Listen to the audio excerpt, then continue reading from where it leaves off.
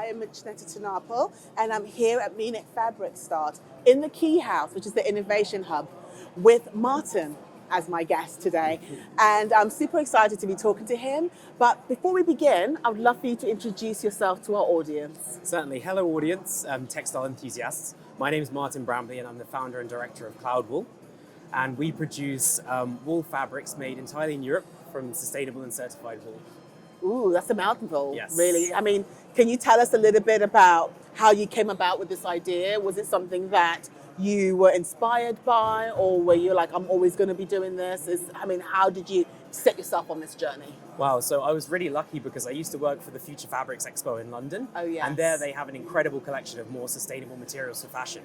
And I was lucky enough to be a research fellow and see what all the new cohorts of sustainable fashion textile designers were producing. But I realized what was missing was something that was scalable, sustainable, and also performed well. There was a lot of interesting materials, but I thought I want to see something that could be democratized, something that could take undervalued waste fibers like wool and actually be used for an application that a lot of people would wear. So maybe ending up in H&M or Primark or mid-market, I always thought that fabric should be democratic. And while there are a lot of amazing designers that influence consumers to buy into certain trends, I don't think sustainability should be a trend. And therefore, it was really important for me to think about how I could produce a material that's suitable for mid and mass market. I mean, I think you hit the nail on the head when you said sustainability and scaling. There seems to be a ceiling with more responsible materials. Absolutely. That they hit the ceiling and they could go no further. Yes. So how are you kind of getting around that? Because it's not easy to do. Yes, absolutely. One of the things I learned when I was at the Future Fabrics Expo was that one of the most important things you can do when you're designing a sustainable textile is think about the fibre. Okay. So much of sustainability is rooted in the fibre. And we use wool, Cloudwool, and European wool is a byproduct of the meat industry. So it's a very undervalued fibre. We're used to having merino wool in our gorgeous fashion garments, but we've lost touch with using European and British wool in particular. And in that journey, I found out that a lot of European and British wool is wasted or is used in really undervalued products like insulation or wadding or things like that. And so it became a mission to see if I could make use of these some 30 million tons of British wool that's produced every year. In tandem with that, I had to think, okay, what's an already at scale manufacturing capability in Europe? And that's how I started using nonwoven technology, which is a branch of textiles along with wovens and knitted. Nonwoven technologies is there, but it's usually used for wet wipes, sanitary products, things like that. So these two things really helped me think about scale, non-wovens and undervalued European wool. It sounds to me like you found a problem and you're kind of working on a solution from it.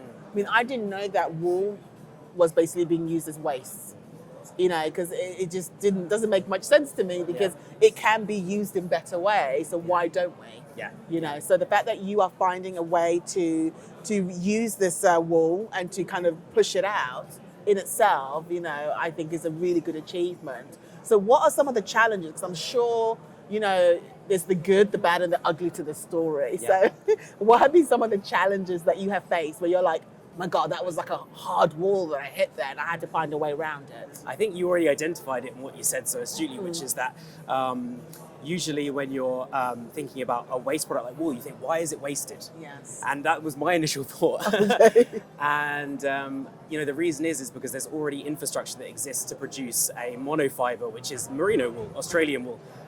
Merino wool is a kind of facet of colonialism. What happened was we said in Europe, let's give Australia the merino flock, they'll make all our wool. And although we have a huge amount of wool in Europe, it's, as I said, bred for sheep, and it's also a very diverse range of sheep. So it's more difficult to process the diverse breeds that we have here. Okay. And so what became the challenge actually was to think, how can we incorporate a lot of these different breeds of wool and produce one product? Yes. But we found ways. The British Wool Board has been incredible because what they do is they hand grade the fleece that comes in. And unlike Australian merino, there's many small flocks in Europe instead of one big flock in Australia. And so they hand grade the wool and then they divide it into fibres that can then be used and processed by us. And what's also interesting is it's actually a collective of farmers that then get dividends from the wool that they submit to the British Wool Board. So if we can produce a higher value product with that wool, the farmers will ultimately get more money, and they act as incredible stewards of the land. So there's a motivation there to kind of overcome some of these challenges that you rightly pointed out were there. So it sounds to me like you're getting everybody on that supply chain to work together. Yeah. And therefore kind of with a common goal. Yes. And I kind of love the idea that you're including the farmers, because I feel like sometimes they do not get enough back for what they do. 100%. You know, and we kind of forget that a little bit.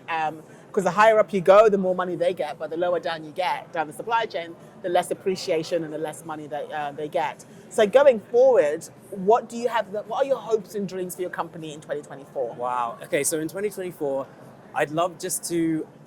I love that I'm at a point now where I just can be creative with the capabilities of nonwovens and wool. Like I see myself as also a designer, and I've proven my business concept. And because we've sold materials, we sold a shoe through an amazing company called Grenson. And we've also done sampled some things with Balenciaga now on a small scale. And now I'm just interested in going back to those companies that have seen us as interesting and saying, oh, look what we did. Like we have a new color, a new texture, same concept of using undervalued wool, but maybe something that is a bit more novel, that's not trying to be a fabric that already exists, that is replacing something, but maybe just inspiring designers to use something a bit different. I think that's my goal going forward. The fashion industry is known for being, they're like little Miranda Priesleys, aren't they, really? So how do you get them to be part of this conversation? Because it's not easy to convince somebody who's been doing things one way to do it another. Oh, you're so right. There's different ways for different people, but I think I'm trying to be as authentic as possible. And when I'm talking to a designer or when I'm talking to a textile buyer, I want to engage with them on a level that is mutually good. Okay. And that level is just appreciation of textiles, appreciation of the feel of something, the color of something, how something could work.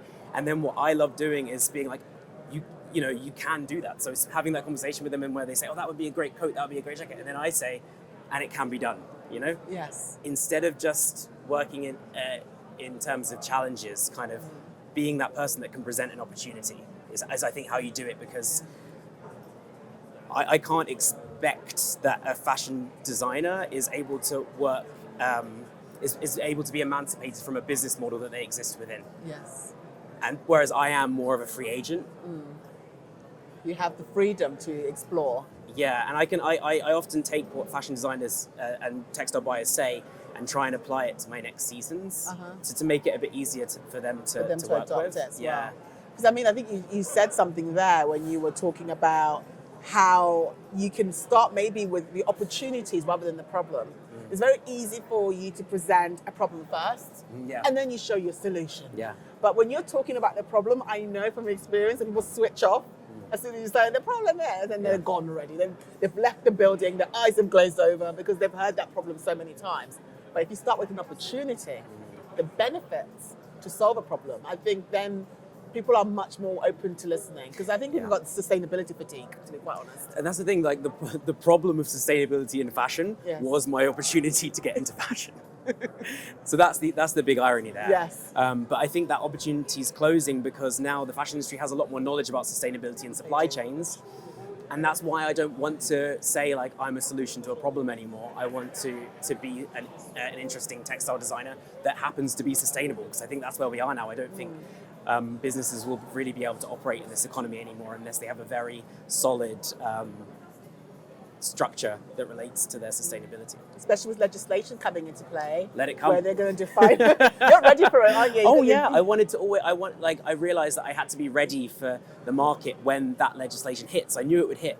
So it's kind of been a waiting game now. Wow. And I feel like our You're the range is first person I have heard who's ready to bring it on. Bring it on. I want them to legislate hard, because then they're going to come to me and be like, we need something sustainable.